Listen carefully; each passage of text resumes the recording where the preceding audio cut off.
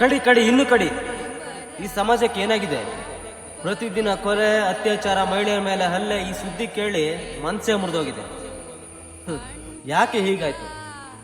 ಒಬ್ಬರ ಜೀವದ ಬೆಲೆ ಇಷ್ಟು ಕಡಿಮೆ ಆಯ್ತಾ? ಒಬ್ರು ಇಲ್ಲ ಅನ್ನೋ ಮಾತನ್ನ ಗೌರವಿಸೋದು ಇಷ್ಟು ಕಷ್ಟನ? ಯಾವಾಗ ನಮ್ಮ ಜನರಿಗೆ ಬುದ್ಧಿ ಬರುತ್ತೆ? ಯಾವಾಗ ಒಂದು ಹೆಣ್ಣು ಭಯವಿಲ್ಲದೆ ಮನೆಗೆ ಹೋಗೋ ದಿನ ಬರುತ್ತೆ? ಯಾವಾಗ ತಂದೆ ತಾಯಿ ತನ್ನ ಮಕ್ಕಳ ಬಗ್ಗೆ ಆತಂಕವಿಲ್ಲದೆ ಬದುಕ್ತಾರೆ? ಯಾರ ಮೇಲೆ ಕೋಪ, ದ್ವೇಷ ಇದ್ರೆ ಅದು ಕೊಲೆ, ಹಿಂಸೆ ಮಾಡೋದಲ್ಲ. ಕಾನೂನಿನ ಮಾರ್ಗವೇ ಸರಿಯಾದ ದಾರಿ.